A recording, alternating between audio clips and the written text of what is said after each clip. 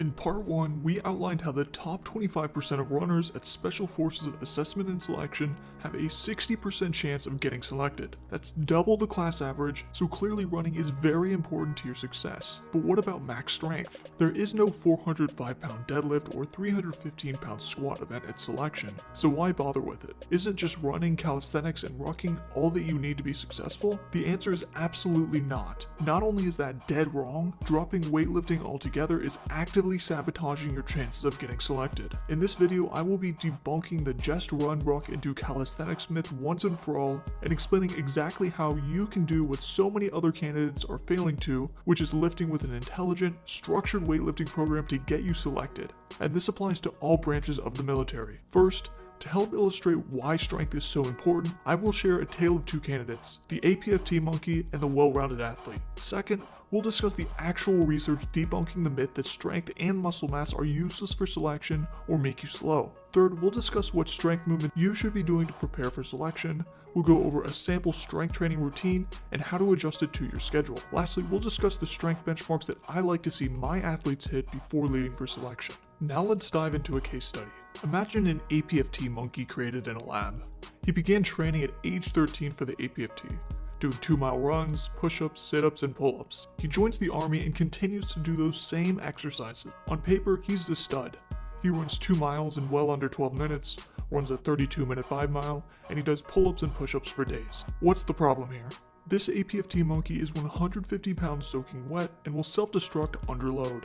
When this candidate puts on a 75-pound rucksack, his lower back, traps, and legs, which are all the same size as the average middle schooler, will fail him. When doing carries, his grips will be the first to fail. His body will not be resilient enough to withstand the demands of selection, even though on paper he looks exceptional.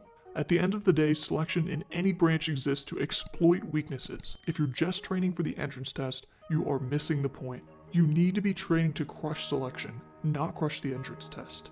Now let's imagine the ideal candidate.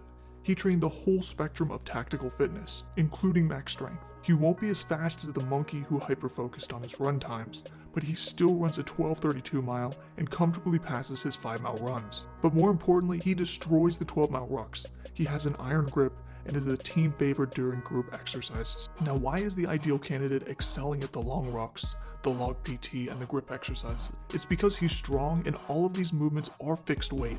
I repeat, all of these exercises and movements are fixed weight. The carries and logs all weigh the same for everybody. Being stronger makes those exercises easier because he has the strength reserves. When everyone else is at an 8 or a 9 out of 10 with their upper back and traps and grip giving out, the strong candidate who can deadlift 365 pounds for reps, who did heavy front squats and weighted pull-ups to build his upper back, and heavy farmer carries will be at a 5 or 6 out of 10. Imagine you're on mile 13 of a ruck of unknown distance and you have 80 pounds on your back. Would you rather have a max deadlift of 185 pounds or a max deadlift of 385 pounds? The answer is always that you would rather be stronger. The stronger athlete is going to have to use less relative effort on grip, rucking, pulling, or any movement compared to the weaker candidate. Now let's imagine the APFT monkey has a 175-pound deadlift today, and he struggles to cover 12 miles with 75 pounds on his back. His shoulders and traps are on fire and his back folds over just a few miles into his ruck. If he trained the deadlift and front squat for 6 months and doubled his strength in those movements, his current limiters, his back and shoulder strength would not be limiters today. That on its own could shave 20 minutes off of his 12-mile ruck time. Because remember, he's already very aerobically fit. It's his strength that's blocking his progress and from achieving the ruck time he wants. There are so many candidates who did everything right, but they just missed the strength training component. Some make it anyway, but the overwhelming majority don't. Now that you intuitively understand why strength is so important, let's talk about the research. While none of the branches have done tests specifically telling us that candidates with stronger squats and deadlifts are selected at higher rates, all leading indicators point that direction. Here's an example. We know that rucking is the greatest predictor of success at SFAS. Being in the top 25% of your class, 6.5x is your chances of success compared to the bottom 25%. But what makes a great rucker? According to a study by NATO, these are the characteristics that most predict rucking performance. Number 1 is fat mass. Number 2 is muscle mass. Number 3 is height. Number 4 is strength. And number 5 is VO2 max. Now the data here points to the fact that leaner, bigger, stronger candidates perform better. And while we can't change your height, we can get you more muscular and stronger.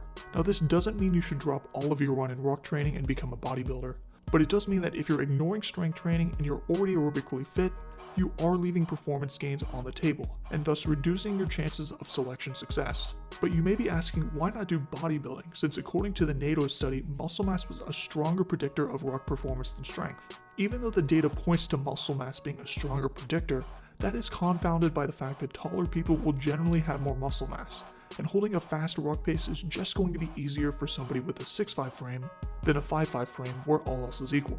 By directly training for strength, we're going to get similar hypertrophy benefits that come from direct bodybuilding training, and we can specifically strengthen the muscle groups which are disproportionately loaded at selection. Now, what about the myth that heavy weight training, especially exercises like deadlifts and squats, will make you slower and hurt your running? Elite marathoners like Ryan Hall and Meb Keflezighi would disagree with you because they specifically trained heavy compound movements to increase their power to weight ratio, improve their running economy, and compete at the Olympic level. Research paper after research paper, including from the British Journal of Sports Medicine, demonstrate that a strength program can lead to improved running economy, faster time trial performance, and faster max sprint speed.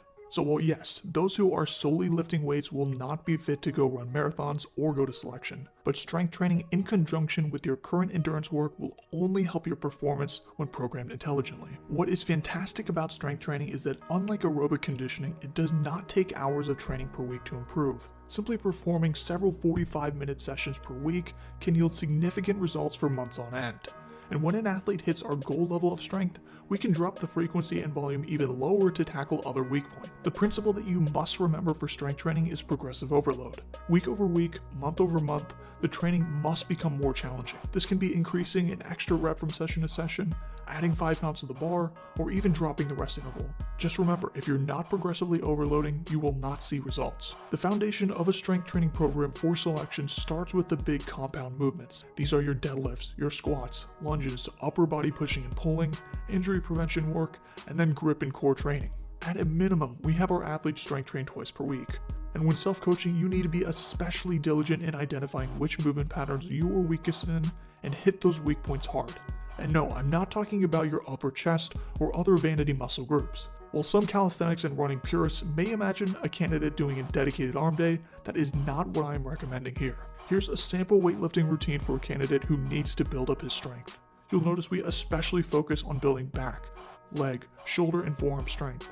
Additional accessory work is added to target muscular weaknesses like the rotator cuffs for injury prevention.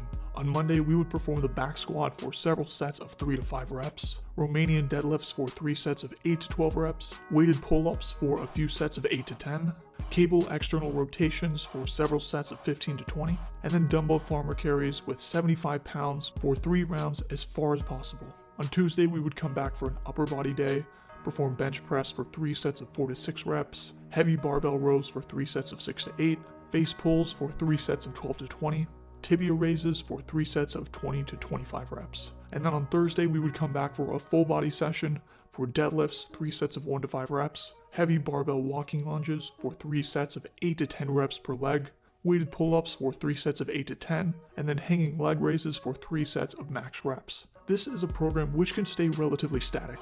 The volume is moderate, and as long as the endurance work is programmed intelligently, the athlete should be adding 5 to 10 pounds per week to their lifts, or at least adding a rep or 2 per session. It's important to remember that more sets, more exercises, and more volume is often not better when it comes to strength. We're building strength to be successful at selection and transfer that strength to excel in rucking, running, heavy carries, and activities that you will perform at selection, not to become a bodybuilder or powerlifter. Now that you have a strength template to work with, what are some strength standards to hit before you ship? Well, first, it's important to note that candidates succeed at selection at all different sizes, some never even lifting weights. But for the athletes I coach and am personally invested in and committed to helping succeed, these are rough estimated 1-rep maxes I like to see them hit. A 315-pound back squat, a 365-pound deadlift, a 155-pound standing overhead press, and a dumbbell farmer carry with 75 pounds in each hand for 100 meters. There are other exercises that I personally love to see our candidates perform, like snatch grip Romanian deadlifts, barbell walking lunges, Bulgarian split squats, but these exercises can all be cycled in based on the athlete's strengths and weaknesses. What I have shared with you are guidelines and principles that I use as a coach and have helped many athletes succeed with. Ask your questions in the comments. Thanks for watching.